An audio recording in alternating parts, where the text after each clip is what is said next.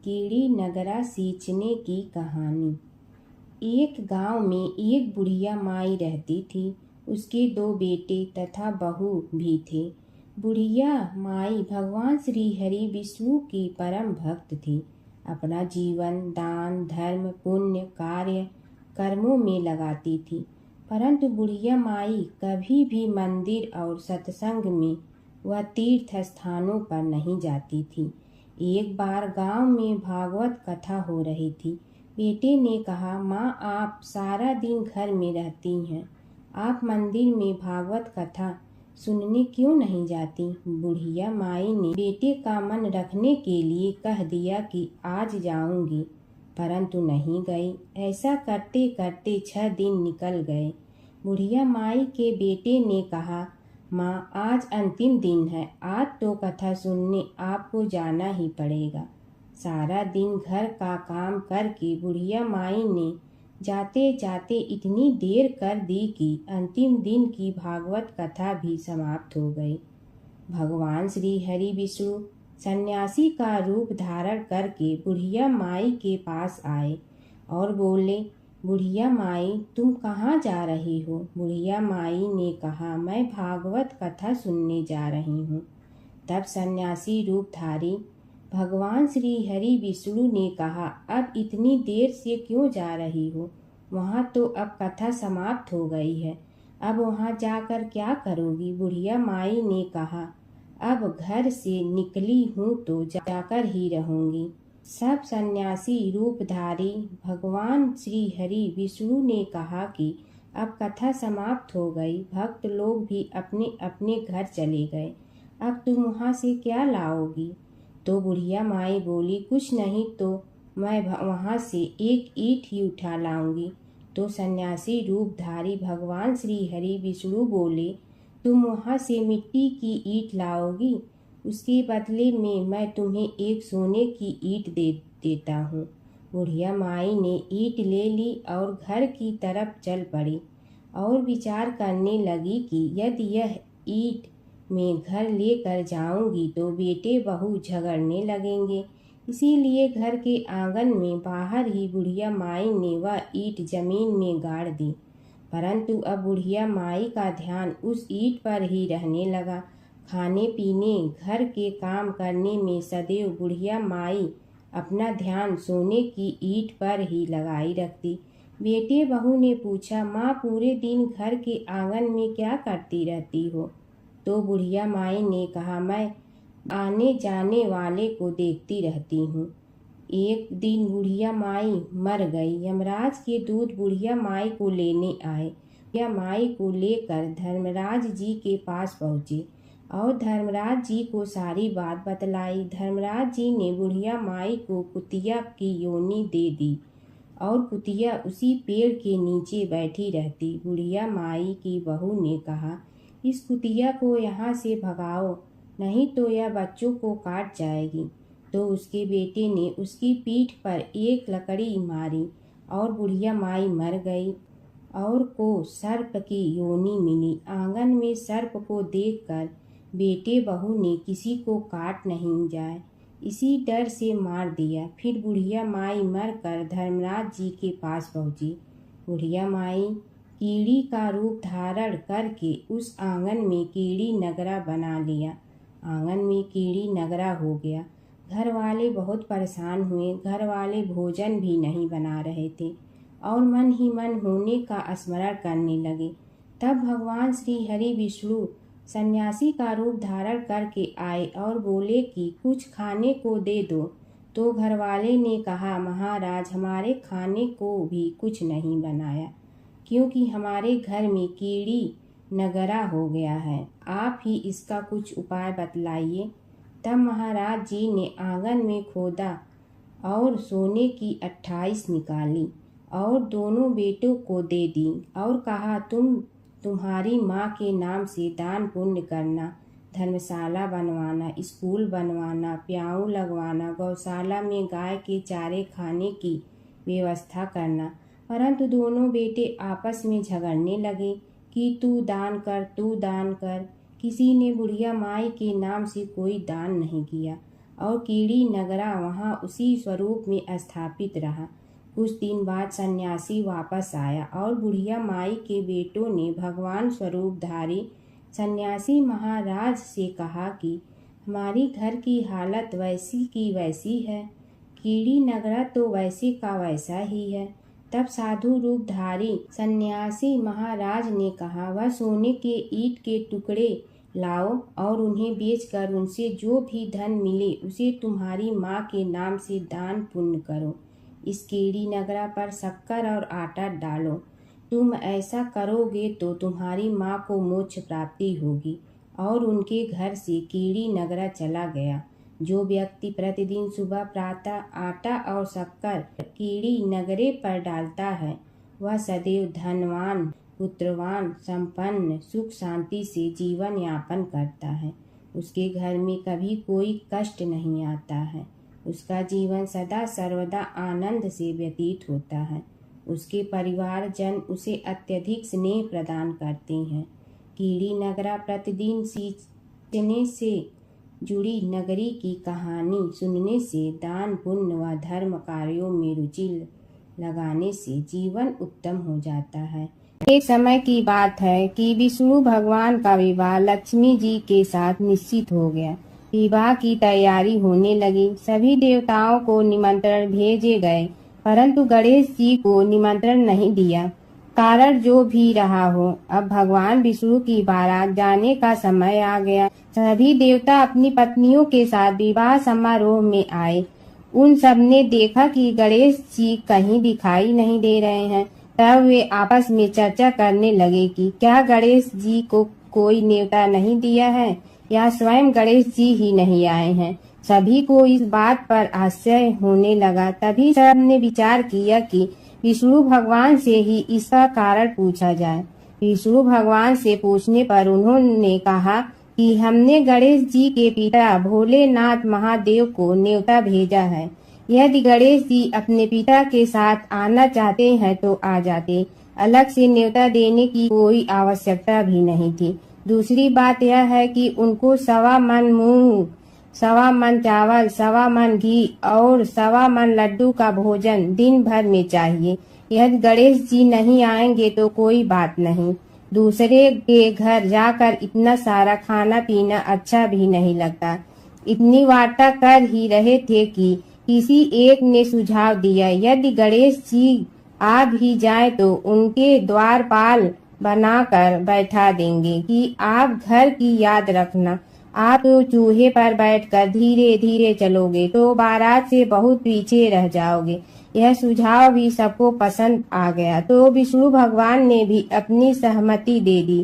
होना क्या था कि इतने में गणेश जी वहां आ पहुंचे और उन्हें समझा बुझाकर घर की रखवाली करने बैठा दिया गया। बारात चल रही थी। तब नारद जी ने देखा कि गणेश जी तो दरवाजे पर ही बैठे हुए हैं। तो वे गणेश जी के पास गए और रुकने का कारण पूछा। गणेश जी कहने लगे कि विष्णु भगवान ने मेरा बहुत अपमान किया है। नारद जी ने कहने लगे कि अपनी मूसक देना को आगे भेज दे तो वह रास्ता खोद देगी, जिससे उनके वाहन धरती में धंस जाएंगे। तब आपको सम्मान पूर्वक बुलाना पड़ेगा।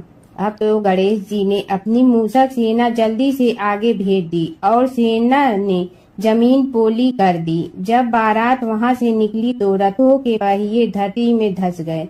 लाख कोशिश करे परंतु पहिए नहीं निकले। सभी ने अपने अपने उपाय किए परंतु पहिए तो नहीं निकले, बल्कि जगह जगह से टूट गए। किसी की समझ में नहीं आ रहा था कि अब क्या किया जाए। तब तो नारद जी ने कहा, आप लोगों ने गणेश जी का अपमान करके अच्छा नहीं किया। यदि उन्हें मना कर लाया जाए तो आपका कार्य सिद्ध हो सकता है और यह संकट टल सकता है। शंकर भगवान ने अपने दूत नंदी को भेजा और वे गणेश जी को लेकर आए। गणेश जी का आदर सम्मान के साथ पूजन किया। तब कहीं रथ के पहिए निकले। अब रथ के पहिए निकल के परंतु टूट गए तो उन्हें सुधारे गए। पास के खेत में खाती काम कर रहा था, उसे बुलाया गया। खाती अपना कार्य करने के पहले श्री गणेशाय नमः कहकर गणेश जी की वंदना मन ही मन करने लगा। देखते ही देखते खाती ने सभी पहियों को ठीक कर दिया। तब खाती कहने लगा कि हे देवताओं, आपने सर्वप्रथम गणेश जी को नहीं मनाया होगा और न ही उनकी पूजन की होगी, इसीलिए तो आपके साथ यह संकट आया है। हम तो मूर्ख अज्ञानी हैं, फिर भी पहले गणेश जी को पूजते हैं, उनका ध्यान करते हैं। आप लोग तो देवतागण हैं, फिर भी आप गणेश जी को कैसे भूल गए? अब आप लोग भगवान श्री गणेश जी की जय बोल कर जाएं तो आपके सब काम बन जाएंगे और संकट कट जाएंगे। ऐसा कहते हुए बारात वहां से चल दी और विष्णु भगवान को लक्ष्मी जी के साथ विवाह संपन्न करा के सभी सकुशल घर लौट आए। हे गणेश जी महाराज, आपने विष्णु को जैसे कारज सारियो ऐसे कारज सबको सिद्ध कर दो। बोलो गजानन भगवान की जय। जमुना की कहानी। प्राचीन समय में एक गांव था जिसमें दो बहनें रहा करती थी। एक बहन का नाम गंगा था तो दूसरी बहन का नाम जमुना था। एक बार दोनों बहनें एक साहूकार के खेत से गुजर रही थी तो जमुना ने 13 दाने जौ के तोड़ लिए, जिसे देख गंगा बोली कि तुझे तो ग्रहण लग गया, तूने चोरी की है। इस पर जमुना बोली कि अब मेरा ग्रहण कैसे धुलेगा। गंगा ने कहा कि तुझे 12 साल तक साहूकार के यहाँ नौकरी करनी पड़ेगी, तभी तेरा पाप धुलेगा और ग्रहण से मुक्ति मिलेगी। जमुना साहूकार के यहाँ नौकरी के लिए जाती है और अपने लिए काम मांगती है। साहूकार उसे काम पर रख लेता है, लेकिन काम करने से पहले जमुना उसे कहती है कि मैं सारे काम करूंगी लेकिन 4 काम नहीं करूंगी। जूठे बर्तन नहीं मांजूंगी, झाड़ू नहीं लगाऊंगी, बिस्तर नहीं बिछाऊंगी और दिया नहीं जलाऊंगी। 12 साल के बाद कुंभ का मेला लगा तो साहूकारनी भी कुंभ नहाने जाने लगी। जमुना ने उसे जाते देख कहा कि कुंभ के मेले में मेरी बहन गंगा मिलेगी तो उसे यह सोने का टक्का दे देना, इससे वह अपने हाथों में सुंदर चूड़ियां पहन लेगी। साहूकारनी ने कुंभ के मेले में गंगा को वह सोने का टका दे दिया। गंगा ने उनसे वह टका लेते हुए कहा कि मेरी बहन को कहना कि उसके 12 वर्ष पूरे हो गए हैं, अब वह वहां वापिस आ जा। साहूकार व साहूकारनी वापिस घर आए तब जमुना मटके में पानी भर रही थी। दोनों जमुना से बोले कि हमने सोने का वह टका तेरी बहन गंगा को दे दिया था और उसने कहा है कि तेरे 12 वर्ष पूरे हो गए हैं, इसलिए अब तुम वापिस जाओ। यह समाचार सुनते ही जमुना सहस्त्र धारा में बदल गई और बहने लगी। जमुना जी का यह रूप देखकर साहूकार और साहूकारनी परेशान हो गई थी। हमारे घर में जमुना माता ने काम किया, हमें तो अब ग्रहण लग गया है, हम यह ग्रहण कैसे उतारेंगे। जमुना भागकर गंगा माता के पास चली गई। गंगा ने जमुना से पूछा कि तुम साहूकारनी से कुछ कहकर आई हो या ऐसे ही बिना बताए आ गई। तब जमुना बोली कि मैं तो कुछ भी बताकर नहीं आई हूँ। गंगा ने कहा कि जा उन्हें धीरज दे आ, नहीं तो उन्हें जीवन भर असंतोष ही रहेगा। गंगा के कहने पर जमुना माता ने साहूकारनी को सपने में दर्शन दिए और कहा कि तुम दोनों उल्टे माथे क्यों पड़े हो, जाओ उठकर खाओ पियो। तब दोनों बोले कि हम कैसे उठें, हमें तो ग्रहण लगा है, क्योंकि हमने उल्टे सीधे और पता नहीं कितने नीच कार्य आपसे कराए हैं। तब जमुना जी बोली कि तुम्हें ग्रहण नहीं लगा है, ग्रहण तो मुझे लगा था कि मैंने तुम्हारे खेत से 13 दाने जौ के चुराए थे। मैं तो अपना ग्रहण उतारने तुम्हारे घर आई थी। मेरा ग्रहण तुम्हारे घर में 12 वर्ष तक रहने से उतर गया है और मेरी मुक्ति हो गई है। जमुना जी ने कहा कि तुम्हें कोई ग्रहण नहीं लगा है, उल्टे मेरे 12 वर्ष तक यहाँ रहने से तुम्हारी भी मुक्ति हो गई है। यह कहकर जमुना जी स्वप्न से चली गई। दोनों उठकर देखते हैं कि उनके घर में पहले से भी अधिक धन हो गया है। हे जमुना माता, जैसे आपने साहूकार व साहूकारनी की मुक्ति कराई, वैसे ही आप अपने सभी भक्तों की करना। नगर बसेरे की कहानी। किसी गांव में एक भाट व एक जाट रहता था। दोनों में घनिष्ठ मित्रता थी। एक बार जाट अपनी बहन के घर जाने को तैयार हुआ तो भाट अपनी ससुराल जाने को तैयार हुआ। दोनों साथ चल पड़े तो रास्ते में रुककर एक कुएं की मुंडेर पर बैठ गए। जाट ने भाट से कहा कि नगर बसेरा कर लेते हैं। इस पर भाट बोला कि तू ही नगर बसेरा कर ले, मैं तो अपनी ससुराल जा रहा हूँ, वहाँ खूब खातिर होगी मेरी, तू कर ले नगर बसेरा। जाट वहीं कुएं के पास बैठ पानी की घंटी और चावल का दाना लेकर नगर बसेरा करने लगा। नगर बसेरा करने के साथ जाट कहने लगा कि नगर बसेरा जो करे सो मल धोवे पाँव, ताता माड़ा तापसी देगी मेरी माँ, माँ देगी मावशी तेगी द्वारका का वास, मीठा मीठा घास वृंदावन का वास, पांच कुल्ठी छठी रास, मेरी जीवड़ो श्री कृष्ण के पास, डालू पानी हो जाए घी, झट से निकल जाए मेरा जी। यह सब कर कर के वह जाट बहन के पास चल पड़ा। जाट की बहन ने भाई के आने पर उसकी खातिर की खी बूढ़ा के साथ भाई को जिमाया। दोनों ने बैठकर ढेर सारी बातें की। इधर भाट अपने ससुराल पहुंचा तो वहां आग लगी हुई थी। आग बुझाने वह भी लग गया, जिसमें हाथ मुंह भी काले हो गए और खुद भी थोड़ा सुलझ गया। ना रोटी ना पानी के लिए ही किसी ने पूछा। एक पड़ोसन आई तो उसने भाट की सास को कहा कि जमाई आया है, जरा उस आओ भगत कर लो। बुढ़िया बोली कि सब कुछ तो जल गया है, अब कहाँ से आओ भगत करूं। तब पड़ोसन ने ही भाट को एक रोटी के साथ छाछ दी। उसने वही खाकर गुजारा किया। शाम को दोनों फिर घर की ओर चल पड़े और रास्ते में मिल गए और एक दूसरे का हाल पूछा।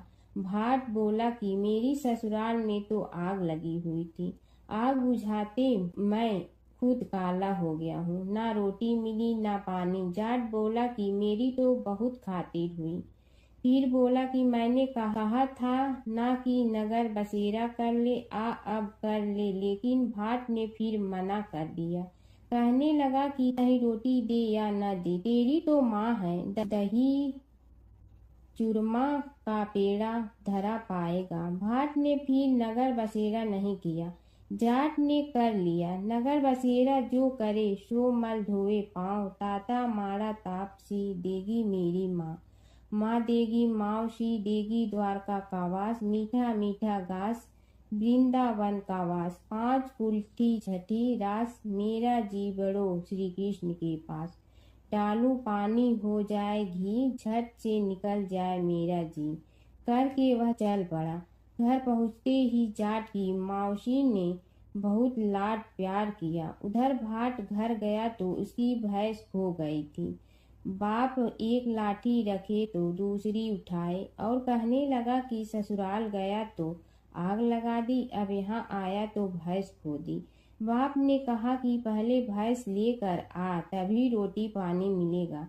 सारा दिन भाट भैंस ढूंढता रहा, लेकिन उसे भैंस नहीं मिली। जाट और भाट की मुलाकात फिर से बाजार में हो गई। जाट ने भाट के हाल चाल पूछे तो भाट बोला कि आते ही भैंस खो गई, बस उसी दिन से भैंस ढूंढ रहा हूँ। रोटियां का तो पूछो ही मत। जाट ने कहा कि मैंने तो पहले ही कहा था कि नगर बसेरा कर ले। जाट की बात सुनकर भाट बोला कि तेरे नगर बसेरे में इतनी ताकत है तो चल अब कर लेते हैं। दोनों ने बैठकर नगर बसेरा किया। नगर बसेरा जो करे सो मल धोवे पाँव, ताता माड़ा तापसी देगी मेरी माँ, माँ देगी मावशी देगी द्वारका का वास, मीठा मीठा घास वृंदावन वन का वास। 5 कुल की छठी रास, मेरा जीवड़ो श्री कृष्ण के पास। डालू पानी हो जाए घी, झट से निकल जाए मेरा जी। दोनों के नगर बसेरा करने पर भाट जैसे ही आगे बढ़ा तो उसकी खोई भैंस मिल गई, जिसे लेकर घर पहुंचा। घर पहुंचते ही माँ ने कहा कि लड़के को आते ही घर से निकाल दिया, सारे दिन से ये भूखा प्यासा भटक रहा है। यह कहकर उसकी माँ ने उसको खूब खिलाया पिलाया। इस घटना के बाद सारे नगर में ढिंढोरा पिटवा गया कि तब कोई अपने पीहर या सास से आते जाते नगर बसेरा करें। जैसे भाट को नगर बसेरा करने का फल मिला, वैसे ही हर किसी को मिलेगी है। माता सीता की कथा। यह कहानी सीता माता कहती थी और श्री राम इसे सुना करते थे।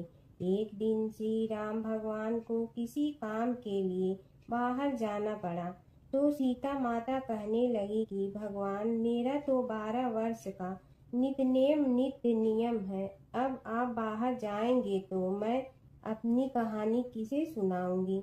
श्री राम ने कहा कि तुम कुएं की पाल पर जाकर बैठ जाना और वहां जो औरतें पानी भरने आएंगी उन्हें अपनी कहानी सुना देना।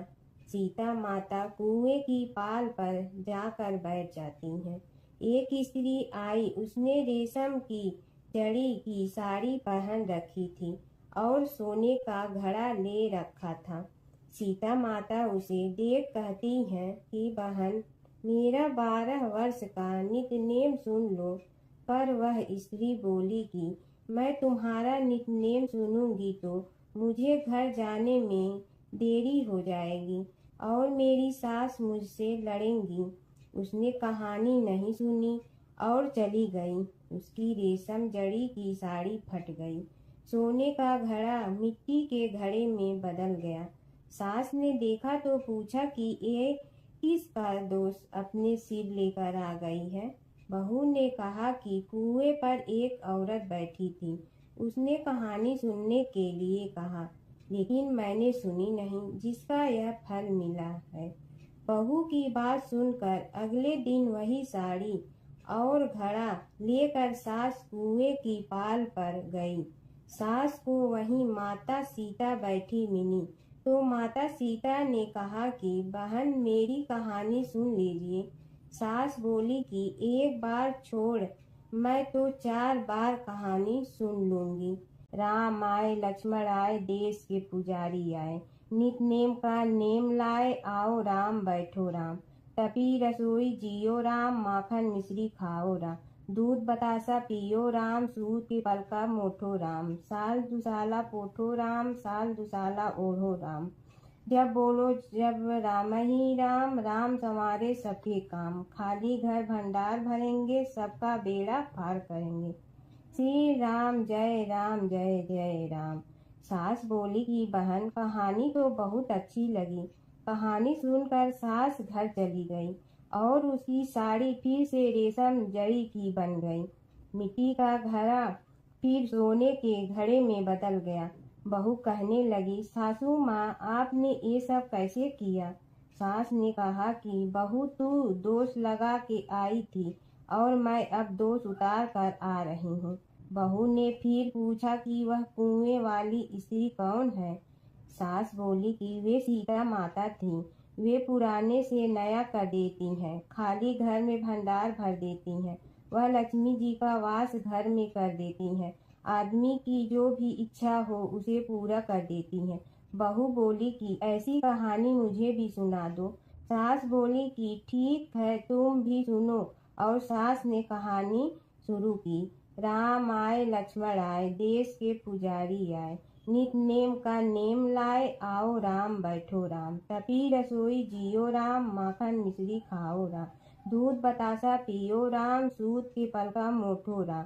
साल दुसाला पोठो राम, साल दुसाला ओढ़ो राम। जब बोलो जब राम ही राम, राम संवारे सबके काम। खाली घर भंडार भरेंगे, सबका बेड़ा पार करें। श्री राम जय जय राम। कहानी सुनकर बहू बोली कि कहानी तो बहुत अच्छी है। सास ने कहा कि ठीक है, इस कहानी को रोज कहा करेंगे।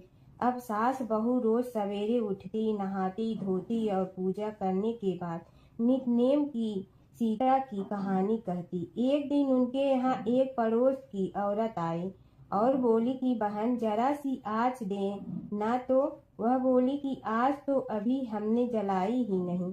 पड़ोसन ने कहा कि तुम सुबह 4 बजे से उठकर क्या कर रही हो?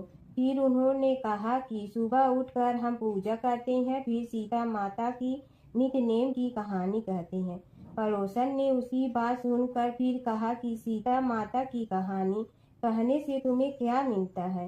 वे बोली कि इनकी कहानी कहने से घर में भंडार भर जाते हैं, सारे काम सिद्ध होते हैं, मन की इच्छा भी पूरी हो जाती है। पड़ोसन कहती है कि बहन ऐसी कहानी तो मुझे भी सुना दो। फिर वह बोली कि ठीक है, तुम भी यह कहानी सुन लो। राम आए लक्ष्मण आए, देश के पुजारी आए, नित नेम का नेम लाए, आओ राम बैठो राम। सारी कहानी सुनने के बाद पड़ोसन कहने लगी, बहन कहानी तो मुझे बहुत अच्छी लगी। अब वह पड़ोसन भी नित नेम सीता माता की कहानी कहने लगी। कहानी कहने से सीता माता ने पड़ोसन के भी भंडार भर दिए। अब तो पूरे मोहल्ले में नित नेम की कथा चल पड़ी। हर किसी की मनोकामना पूरी होने लगी। हे सीता माता, जैसे आपने उनके भंडार भरे वैसे ही आप हमारे भी भंडार भरना, सबकी भरना, कहानी सुनने वाले के भी और कहानी कहने वाले के भी। गणेश और बुढ़िया माई की कथा। एक बुढ़िया थी, वह बहुत ही गरीब और दृष्टिहीन थी। उसके एक बेटा और बहू थे। वह बुढ़िया सदैव गणेश जी की पूजा किया करती थी। एक दिन गणेश जी प्रकट होकर उस बुढ़िया से बोले, बुढ़िया माँ, तू जो चाहे सो मांग ले। बुढ़िया बोली, मुझे तो मांगना नहीं आता, कैसे और क्या मांगूं? तब गणेश जी बोले, अपने बहू बेटे से पूछ कर मांग ले। तब बुढ़िया ने अपने बेटे से कहा, गणेश जी कहते हैं तू कुछ मांग ले, बता मैं क्या मांगूं? पुत्र ने कहा, माँ तू धन मांग ले। बहू से पूछा तो बहू ने कहा, नाती मांग ले। तब बुढ़िया ने सोचा कि ये तो अपने अपने मतलब की बात कर रहे हैं।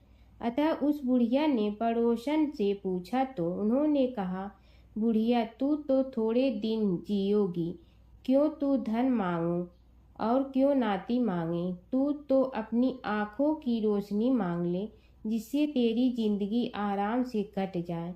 इस पर बुढ़िया बोली, यदि आप प्रसन्न है तो मुझे 9 करोड़ की माया दे, निरोगी काया दे, अमर सुहाग दे, आँखों की रोशनी दे, नाती दे, पोता दे और सब परिवार को सुख दे और अंत में मोक्ष दे।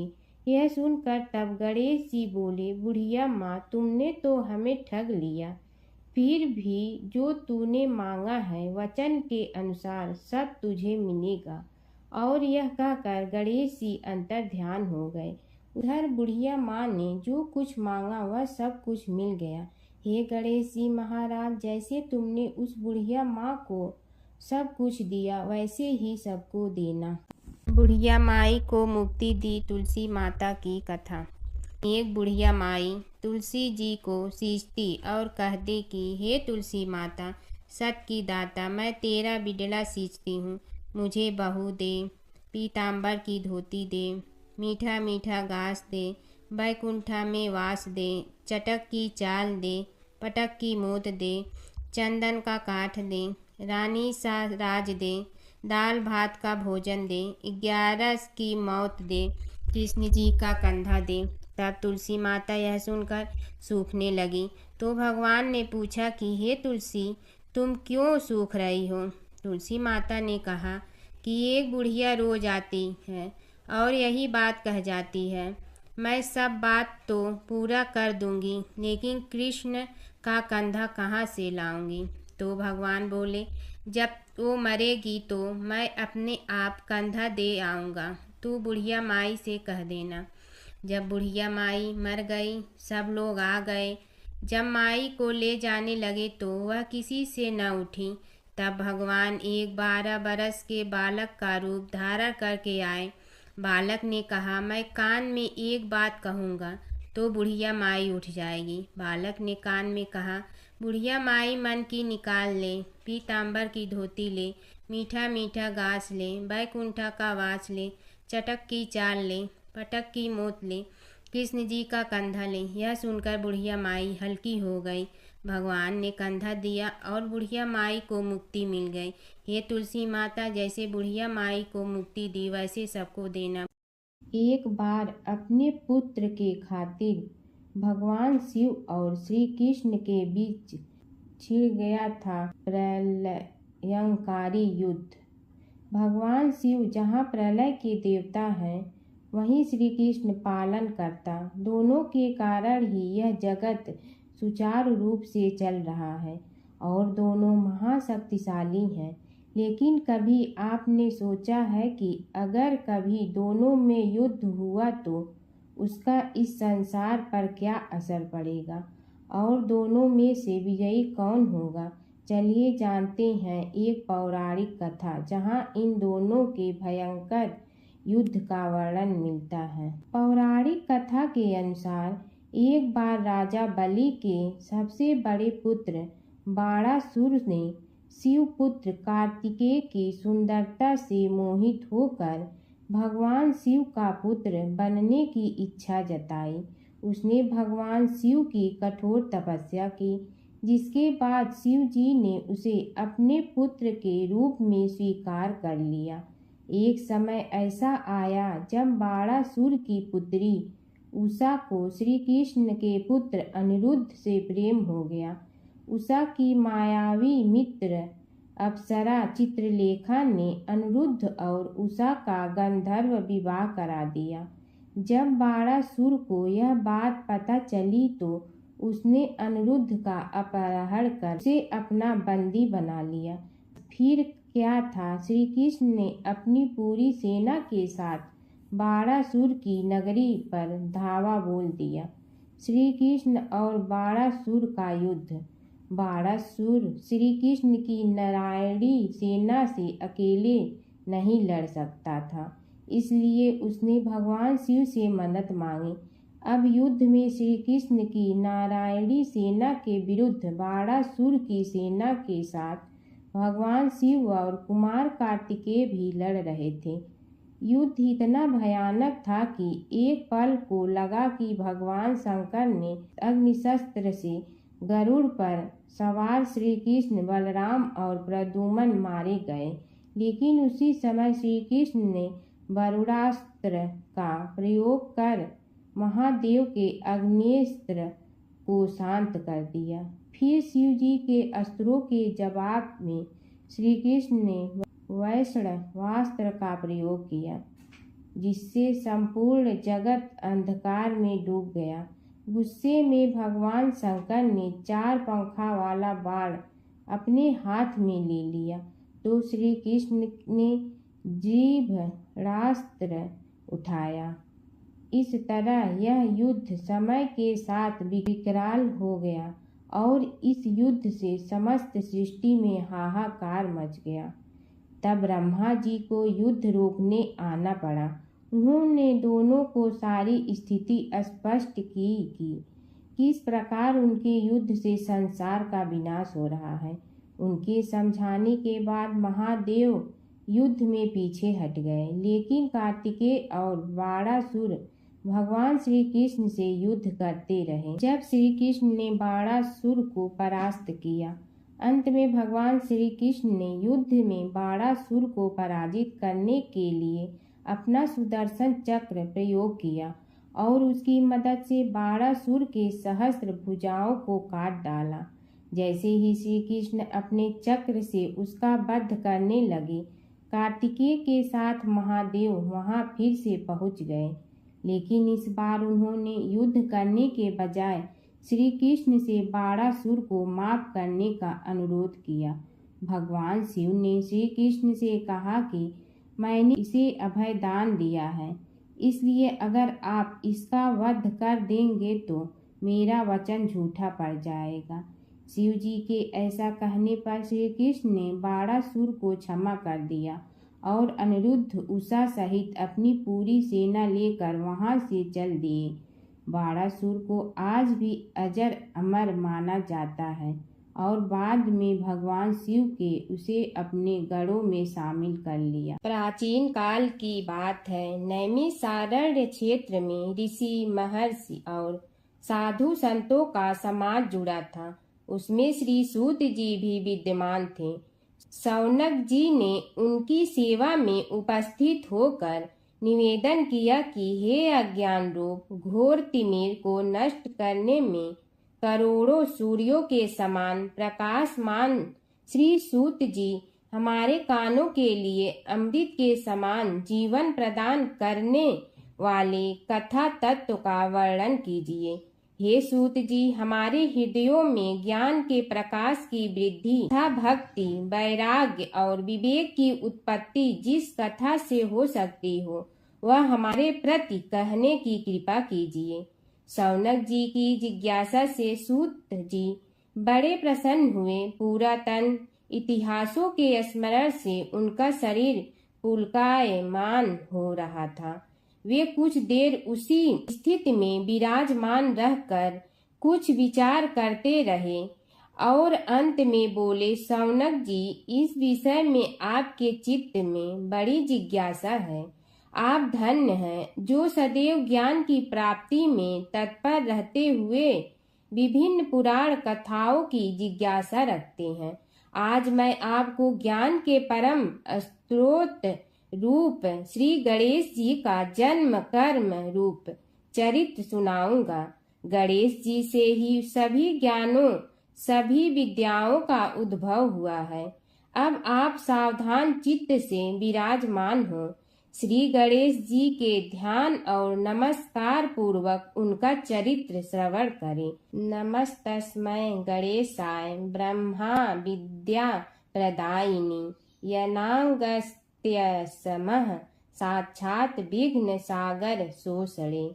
कैसे हैं वे श्री गणेश जो सभी प्रकार की ब्रह्म विद्याओं को प्रदान करने वाले अर्थात ब्रह्मा के सगुण और निर्गुण स्वरूप पर प्रकाश डालने और जीव ब्रह्मा का अभेद प्रतिपादन करने वाली विद्याओं के दाता हैं। वे विघ्नों के समुद्रों को महर्षि अगस्त के समान शोषण करने में समर्थ हैं। इसलिए उनका नाम विघ्न सागर शोषक के नाम से प्रसिद्ध है। मैं उन भगवान श्री गणेश जी को नमस्कार करता हूँ। प्रथम पूजा के अधिकारी श्री गणेश जी, यह कहकर सूत जी कुछ समय के लिए मौन हो गए और फिर बोले, शौनक जी, भगवान गणेश जी ही सर्वप्रथम पूजा प्राप्ति के अधिकारी हैं। किसी भी देवता की पूजा करो, पहले उनकी पूजा करो। शौनक जी ने निवेदन किया, हे भगवान, हे सूत, सर्वप्रथम यह बताने की कृपा कीजिए कि गणेश जी को प्रथम पूजा का अधिकार किस प्रकार प्राप्त हुआ। इस विषय में मेरी बुद्धि मोह को प्राप्त हो रही है कि सृष्टि रचयिता ब्रह्मा जी, पालन करता भगवान नारायण और संहार करता शिव जी में से किसी को प्रथम पूजा का अधिकारी क्यों नहीं माना गया। यह त्रिदेव ही तो सबसे बड़ा देवता माने जाते हैं। सूत जी ने कहा, शौनक जी, यह भी एक रहस्य ही है। देखो, अधिकार मांगने से नहीं मिलता, इसके लिए योग्यता होनी चाहिए। संसार में अनेकों देवी देवताएं पूजे जाते हैं।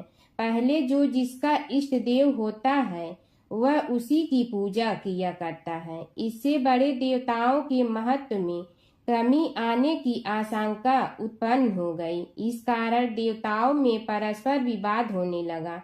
वे उसका निर्णय प्राप्त करने के लिए शिव जी के पास पहुँचे और प्रणाम करके पूछने लगे, प्रभु, हम सब में प्रथम पूजा का अधिकारी कौन है। शिव जी सोचने लगे कि किसे प्रथम पूजा का अधिकारी माने। तभी उन्हें एक युक्ति सूझी। बोले, देवगण, इसका निपटारा बातों से नहीं तथ्यों से होगा। इसके लिए एक प्रतियोगिता रखनी होगी, शिव की परिक्रमा करने की प्रतियोगिता। देवगण उनका मुख देखने लगे, शंकित हृदय से सोचने लगे कि कैसी प्रतियोगिता रहेगी। यह शिव जी ने उनके मन के भाव ताड़ लिए। इसलिए सांत्वना भरे शब्दों में बोले, घबराओ मत, कोई कठिन परीक्षा नहीं ली जाएगी। बस इतना ही कि सभी अपने अपने वाहनों पर चढ़कर संसार की परिक्रमा करो और फिर यहाँ लौट आओ। जो पहले लौटेगा वही सर्वप्रथम पूजा का अधिकारी होगा। अब क्या देर थी, सभी अपने अपने वाहन पर चढ़कर दौड़ पड़े। किसी का वाहन गजराज था तो किसी का सिंह, किसी का भैंसा तो किसी का मृग, किसी का हंस तो किसी का उल्लू, किसी का अश्व तो किसी का श्वान। अभिप्राय यह है कि वाहनों को विविधता के दर्शन उस समय जितने भले प्रकार से हो सकते थे उतने अन्य समय में नहीं। सबसे गया बीता वाहन गणेश जी का था मूषक, उससे चूहा भी कहते हैं। ऐसे वाहन के बल भरोसे इस प्रतियोगिता में सफल होना तो क्या, सम्मिलित होना भी हास्यास्पद है।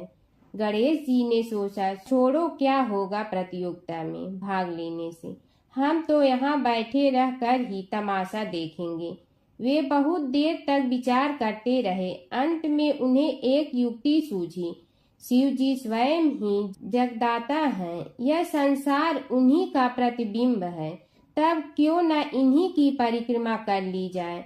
इनकी परिक्रमा करने से ही संसार की परिक्रमा हो जाएगी। ऐसा निश्चय कर उन्होंने मूषक पर चढ़कर शिव जी की परिक्रमा की और उनके समक्ष जा पहुँचे।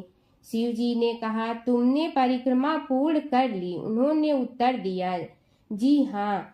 शिव जी सोचने लगे कि इसे तो यहीं घूमते हुए देखा, फिर परिक्रमा कैसे कराया। देवताओं का परिक्रमा करके लौटना आरंभ हुआ और उन्होंने गणेश जी को वहां बैठे देखा तो माथा ठनक गया। फिर भी साहस करके बोले, अरे तुम विश्व की परिक्रमा के लिए नहीं गए? गणेश जी ने कहा, अरे मैं कब का यहाँ आ गया। देवता बोले, तुम्हें तो कहीं भी नहीं देखा। गणेश जी ने उत्तर दिया, देखते कहाँ से, समस्त संसार शिव जी में विद्यमान है। इनकी परिक्रमा करने से ही संसार की परिक्रमा पूर्ण हो गई। सूत जी बोले, शौनक, इस प्रकार गणेश जी ने अपनी बुद्धि के बल पर ही विजय प्राप्त कर ली। उनका कथन सत्य था, इसलिए कोई विरोध करता भी तो कैसे। बस उसी दिन से गणेश जी की प्रथम पूजा होने लगी। सूत जी बोले, हे शौनक जी, यह एक तथ्य है कि गणेश जी ही उसके पात्र हैं। वे बड़े देवता का भी कार्य सिद्धि में विघ्न उपस्थित होने पर उन विघ्न राज का आश्रय न लिया हो। हे शौनक, वे देव भी बड़े दयालु हैं। नाम तो शिव जी का ही आशुतोष है, किंतु वे सर्वात्मा और सर्वरक्षक प्रभु तो शिव जी की अपेक्षा भी शीघ्र ही प्रकट हो जाते हैं।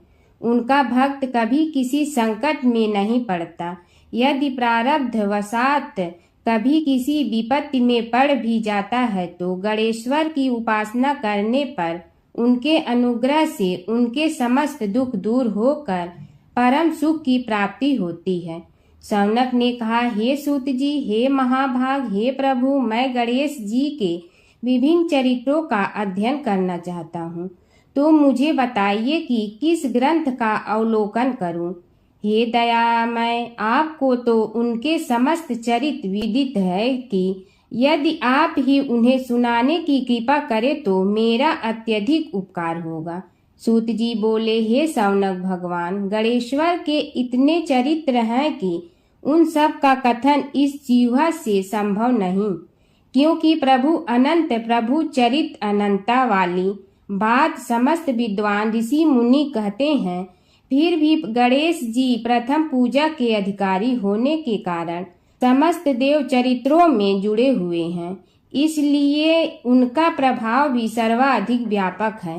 हे मुने, हे शौनक, वे भगवान सर्व समर्थ हैं। वे सभी का तिरस्कार करने में समर्थ हैं, किंतु उनका तिरस्कार कोई भी नहीं कर सकता। यह त्रिलोक्य उन्हीं भगवान के संकेत पर नित्य करता है। इसकी समस्त क्रियाएं उन्हीं की इच्छा पर आश्रित हैं। हे शौनक, भगवान गणेश्वर स्वयं कहते हैं, शिवे विष्णो च शक्तौ च सूर्ये मयि निराधिपयो भेद बुद्धियोगः स सम्य योगुः मतो मम। हे नरेश्वर, हे वरेण्य, शिव, विष्णु, शक्ति, सूर्य और मुझ गणेश में जो अभेद बुद्धि योग है, मेरे मत में वही सम्यक योग है। इससे यह भी सिद्ध है कि समस्त देवता उन्हीं के स्वरूप हैं। वे ही भगवान विभिन्न कार्य रूपों के अनुसार अपना भिन्न भिन्न नाम रखते हैं। हे मुनि श्रेष्ठ, उन सब देवताओं के चरित्र भी उन्हीं गणराज के चरित्र हैं। यद्यपि सब चरित्र एक ही ग्रंथ में मिलने में संभव नहीं है, फिर भी गणेश्वर के अनेकों प्रमुख चरित्रों का वर्णन गणेश पुराण में हुआ है। राजा सोमकांत का वृत्तांत कथन। शौनक जी ने पूछा, हे प्रभु, गणेश पुराण का आरंभ किस प्रकार हुआ, यह मुझे बताने की कृपा करे। इस पर सूत जी ने कहने लगे, हे शौनक, यद्यपि गणेश पुराण है तो बहुत प्राचीन, क्योंकि भगवान गणेश्वर तो आदि हैं। न जाने कब से गणेश जी अपने उपासकों पर कृपा करते चले आ रहे हैं। उनके अनंत चरित्र हैं, जिनका संग्रह एक महापुराण का रूप ले सकता है। उसे एक बार भगवान नारायण ने नारद जी को और भगवान ने शंकर और जगन जननी पार्वती जी को सुनाया था। बाद में वही पुराण संक्षेप रूप में ब्रह्मा जी ने महर्षि वेद व्यास को सुनाया और फिर व्यास जी ने महर्षि भृगु को सुनाया। भृगु ने कृपा करके सौराष्ट्र के एक राजा सोमकांत को सुनाया था। तब से वह पुराण अनेक कथाओं में विस्तृत होता रहा और अनेक कथाओं से रहित होता हुआ अनेक रूप में प्रचलित है। शौनक जी ने पूछा, भगवान, आप यह बताने का कष्ट करें कि राजा सोमकांत कौन था। उसने महर्षि से गणेश पुराण का श्रवण कहाँ किया था, उस पुराण के श्रवण से उसे क्या क्या उपलब्धियां हुई। हे नाथ, मुझे श्री गणेश्वर की कथा के प्रति उत्कंठा बढ़ती ही जा रही है। सूत जी बोले, हे शौनक, सौराष्ट्र के देवनगर नाम की एक प्रसिद्ध राजधानी थी। वहाँ का राजा सोमकांत था। वह अपनी प्रजा का पुत्र के समान पालन करता था।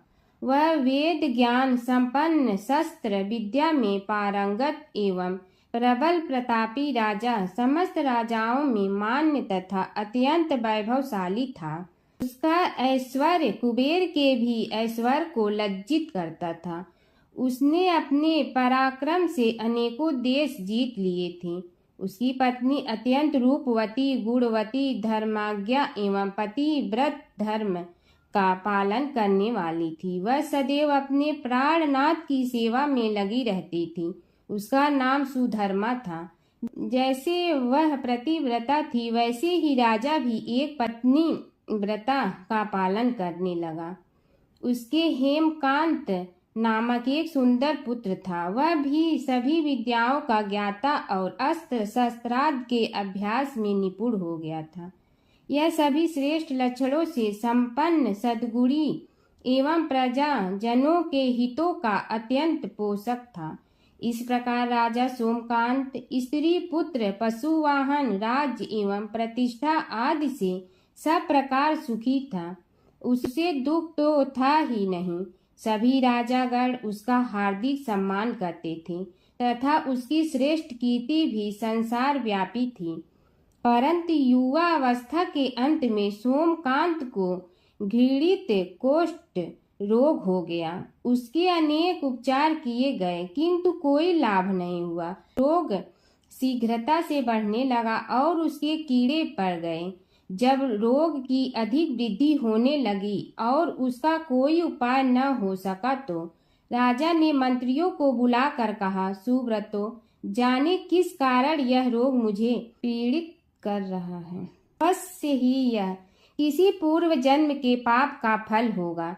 इसलिए मैं अब अपना समस्त राजपाट छोड़कर वन में रहूंगा। मेरे पुत्र हेमकांत को मेरे समान मानकर राज्य शासन का धर्म पूर्वक संचालन कराते रहें।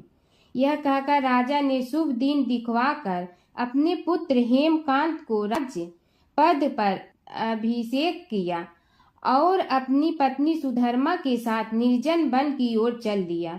प्रजापालक राजा के वियोग में समस्त प्रजा जन अश्रु बहाते हुए उनके साथ चले गए। राज्य की सीमा पर पहुंचकर राजा ने अपने पुत्र अमात्यगण और प्रजाजनों को समझाया, आप सब लोग धर्म के जानने वाले, श्रेष्ठ आचरण में तत्पर एवं सहृदय हैं। यह संसार तो वैसे भी परिवर्तनशील है, जो आज है वह कल नहीं था और आने वाले कल में भी नहीं रहेगा।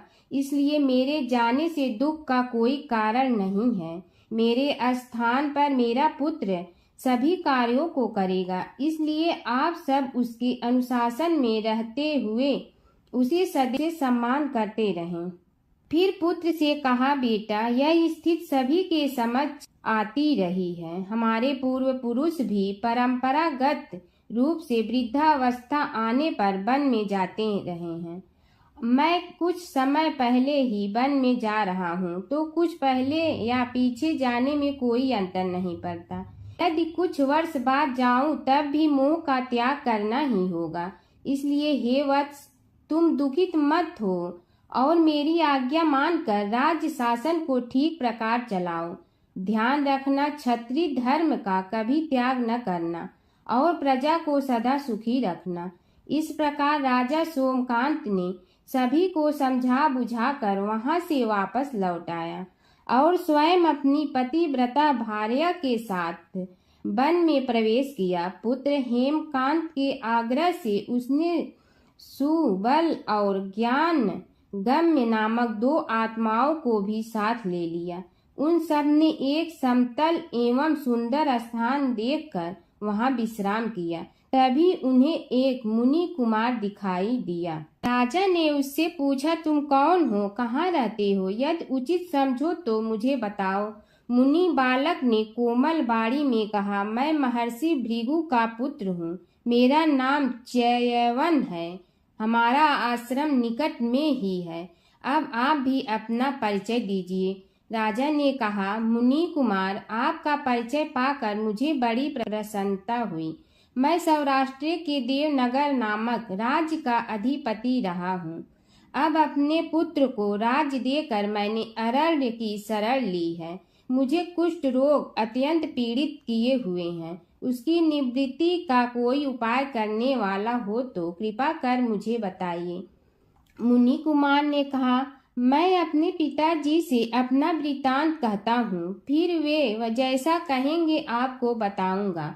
यह कहकर मुनि बालक चला गया और कुछ देर में ही आकर बोला, राजन, मैंने आपका वृतांत अपने पिताजी को बताया। उनकी आज्ञा हुई है कि आप सब मेरे साथ आश्रम में चलकर उनसे भेंट करें, तभी आपके रोग के विषय में भी विचार किया जाएगा।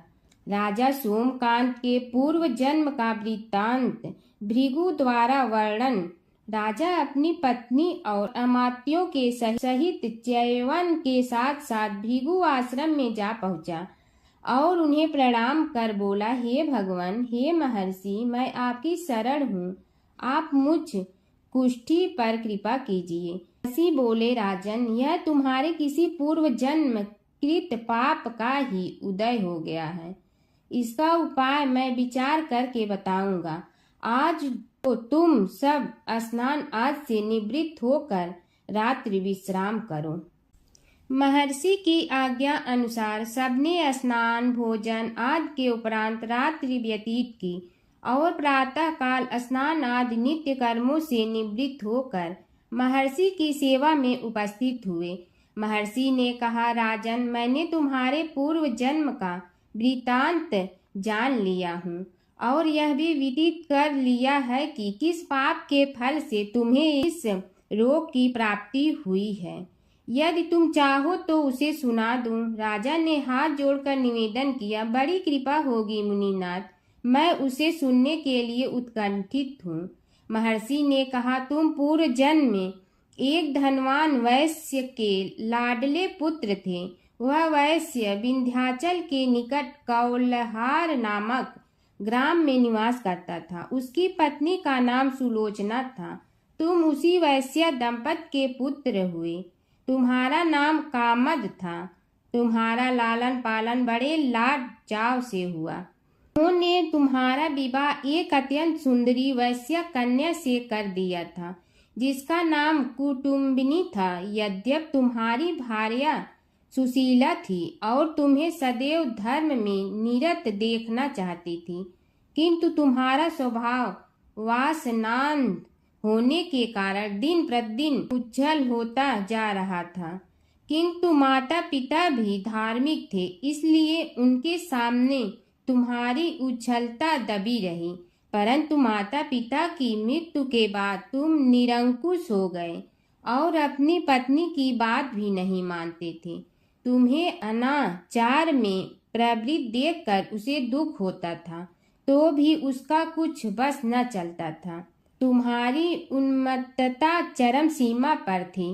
अपनों से भी द्वेष और क्रूरता का व्यवहार किया करते थे। हत्या आदि कराते थे। तुम्हारे लिए सामान्य बात हो गई। पीड़ित व्यक्तियों ने तुम्हारे विरुद्ध राजा से पुकार की। अभियोग चला और तुम्हें राज्य की सीमा से भी बाहर चले जाने का आदेश हुआ। तब तुम घर छोड़कर किसी निर्जन वन में रहने लगे। उस समय तुम्हारा कार्य लोगों को लूटना और हत्या करना ही रह गया। एक दिन मध्याह्न काल था। गुणवर्धक नामक एक विद्वान ब्राह्मण उधर से निकला। बेचारा अपनी पत्नी को लिवाने के लिए ससुराल जा रहा था। तुमने उस ब्राह्मण युवक को पकड़कर लूट लिया। प्रतिरोध करने पर उसे मारने लगे तो वह चित्कार करने लगा, मुझे मत मार, मत मार। देख, मेरा दूसरा विवाह हुआ है। मैं पत्नी को लेने के लिए जा रहा हूँ। किंतु तुम तो क्रोधवश में ऐसे लीन हो रहे थे कि तुमने उसकी बात सुनकर भी नहीं सुनी। जब उसे मारने लगे तो उसने श्राप दे दिया, अरे हत्यारे, मेरी हत्या के पाप से तो सहस्त्र कल्प तक घोर नरक भोगोगे। तुमने उसकी कोई चिंता न की और सिर काट लिया। राजन, तुमने ऐसी एक नहीं बल्कि अनेक निरीह हत्याएं की थी, जिनकी गणना करना भी पाप है। इस प्रकार इस जन्म में तुमने घोर पाप कर्म किए थे, किंतु बुढ़ापा आने पर जब अशक्त हो गए तब तुम्हारे साथ जो क्रूर कर्मा थे वे भी किनारा कर गए। उन्होंने सोच लिया कि अब तो इसे खिलाना भी पड़ेगा, इसलिए मरने दो यहीं। अमोघ प्रभाव गणेश उपासना का कथन। राजन, अब तुम निरालंब थे, चल फिर तो सकते ही नहीं थे। भूख से पीड़ित रहने के कारण रोगों ने भी घेर लिया। उधर से जो कोई निकलता तुम्हें घृणा की दृष्टि से देखता हुआ चला जाता। तब तुम आहार की खोज में बड़ी कठिनाई से चलते हुए एक जीर्ण शीर्ण देवालय में पहुंचा। उसमें भगवान गणेश्वर की प्रतिमा विद्यमान थी। तब न जाने किस पुण्य के उदय होने से तुम्हारे मन में गणेश जी के प्रति भक्ति भाव जागृत हुआ। तुम निराहार रहकर उनकी उपासना करने लगे। उससे तुम्हें सब कुछ मिला और रोग भी कम हुआ। राजन, तुमने अपने साथियों की दृष्टि बचाकर बहुत सा धन एक स्थान पर गाड़ दिया था। अब तुमने उस धन को उसे देवालय के जीर्णोद्धार में लगाने का निश्चय किया। शिल्पी बुलाकर उस मंदिर को सुंदर और भव्य बनवा दिया। इस कारण कुख्याति सुख्याति में बदलने लगी। फिर यथा समय तुम्हारी मृत्यु हुई। यमदूतों ने पकड़कर तुम्हें यमराज के समक्ष उपस्थित किया। यमराज तुमसे बोले, जीव, तुमने पाप और पुण्य दोनों ही किए हैं और दोनों का ही भोग तुम्हें भोगना है, किंतु पहले पाप का फल भोगना चाहते हो पुण्य का? इसके उत्तर में तुमने प्रथम अपने पुण्य कर्मों के भोग की इच्छा प्रकट की और इसीलिए उन्होंने तुम्हें राजकुल में जन्म लेने के लिए भेज दिया। पूर्व जन्म में तुमने भगवान गणाध्यक्ष का सुंदर एवं भव्य मंदिर बनवाया था, इसलिए तुम्हें सुंदर देह की प्राप्ति हुई। यह कहकर महर्षि भृगु कुछ रुके। उन्होंने देखा कि राजा को इस वृतांत पर शंका हो रही है। तभी महर्षि के शरीर में असंख्य विकराल पक्षी उत्पन्न होकर राजा की ओर झपटे। उनकी चोंच बड़ी तीक्ष्ण थी, जिनसे वे राजा के शरीर को नोच नोच कर खाने लगे। उसके कारण उत्पन्न असहनीय पीड़ा से व्याकुल हुए राजा ने महर्षि के समक्ष हाथ जोड़कर निवेदन किया, प्रभु, आपका आश्रम तो समस्त द्वेष आदि से परे है और यहाँ मैं आपकी शरण में बैठा हूँ, तब यह पक्षी मुझे आकर ही क्यों पीड़ित कर रहे हैं? हे मुनिनाथ, इनसे मेरी रक्षा कीजिए।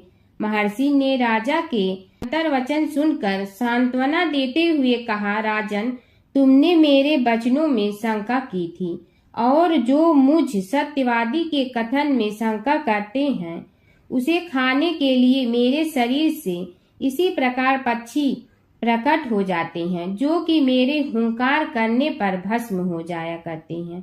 यह कर महर्षि ने हुंकार की और तभी वे समस्त पक्षी भस्म हो गए। राजा श्रद्धावनत होकर उनके समक्ष अश्रुपात करता हुआ बोला, प्रभु, अब आप पाप से मुक्त होने का उपाय कीजिए। महर्षि ने कुछ विचार कर कहा, राजन, तुम पर भगवान गणेश्वर की कृपा सहज रूप से है और वे ही प्रभु तुम्हारे पापों को भी दूर करने में समर्थ हैं।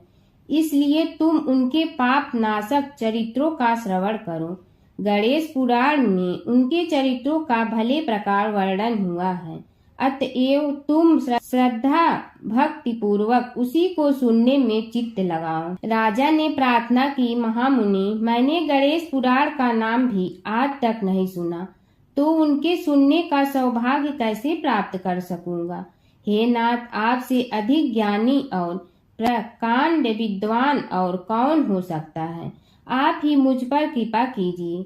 महर्षि ने राजा की दीनता देखकर उसके शरीर पर अपने कमंडल का मंत्रपूत जल छिड़का। तभी राजा को एक छींक आई और नासिका से एक अत्यंत छोटा काले वर्ण का पुरुष बाहर निकल आया।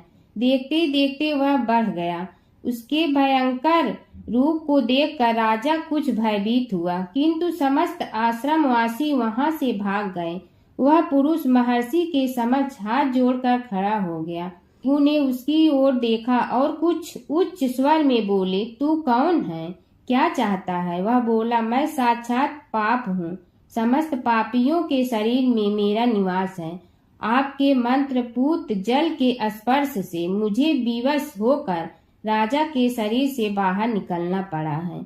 अब मुझे बड़ी भूख लगी है, बताइए क्या खाऊं और कहाँ रहूं?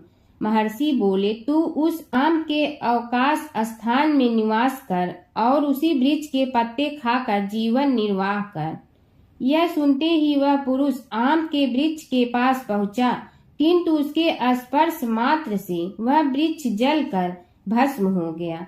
फिर जब पाप पुरुष को रहने के लिए कोई स्थान दिखाई न दिया तो वह भी अंतर्हित हो गया। हर व्रत कथा के साथ पढ़ी और सुनी जाने वाली लपसी तपसी की यह कहानी। एक लपसी था, एक तपसी था। तपसी हमेशा भगवान की तपस्या में लीन रहता था। लपसी रोजाना सवा सेर की लपसी बनाकर भगवान का भोग लगाकर जीम लेता था। एक दिन दोनों लड़ने लगे। तपसी बोला, मैं रोज भगवान की तपस्या करता हूँ, इसलिए मैं बड़ा हूँ। लपसी बोला, मैं रोज भगवान को सवा सेर लपसी का भोग लगाता हूँ, इसलिए मैं बड़ा हूँ। नारद जी वहाँ से गुजर रहे थे। दोनों को लड़ता देखकर उनसे पूछा कि तुम क्यों लड़ रहे हो? तपसी ने खुद के बड़ा होने का कारण बताया और लपसी ने अपना कारण बताया। नारद जी बोले, तुम्हारा फैसला मैं करूँगा। दूसरे दिन लपसी और तपसी नहाकर अपनी रोज की भक्ति करने आए तो नारद जी ने छुपकर 1.25 करोड़ की एक एक अंगूठी उन दोनों के आगे रख दी।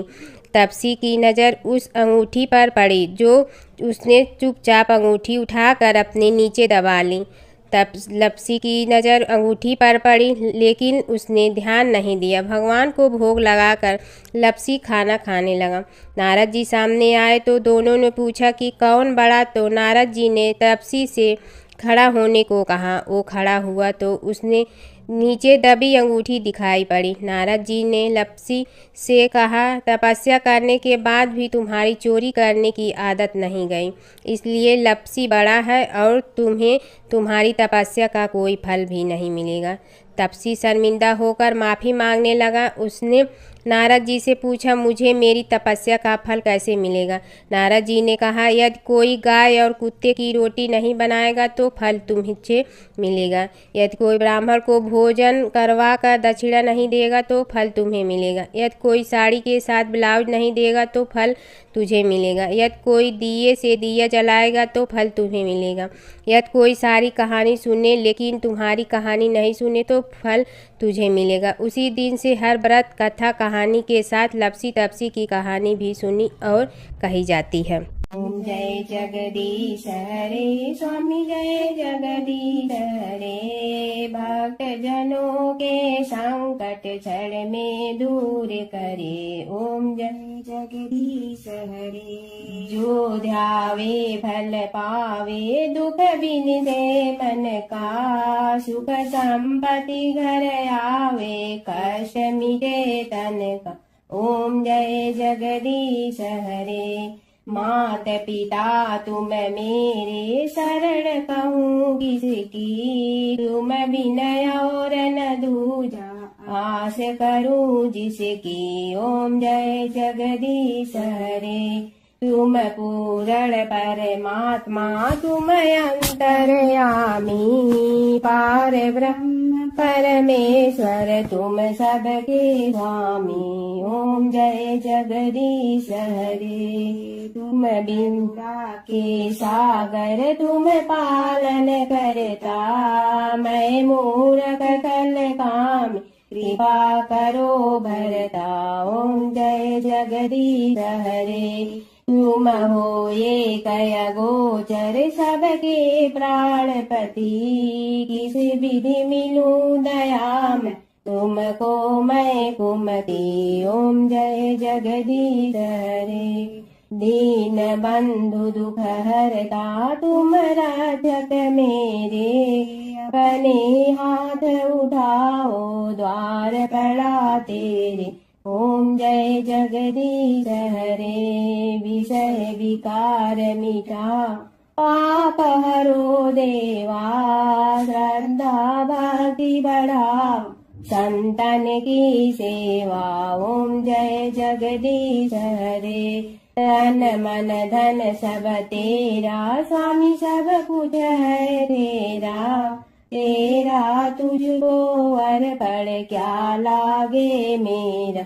ओम जय जगदीश हरे, जय जगदीश हरे, स्वामी जय जगदीश हरे, भक्त जनों के संकट क्षण में दूर करे। ओम जय जगदीश हरे, स्वामी जय जगदीश हरे।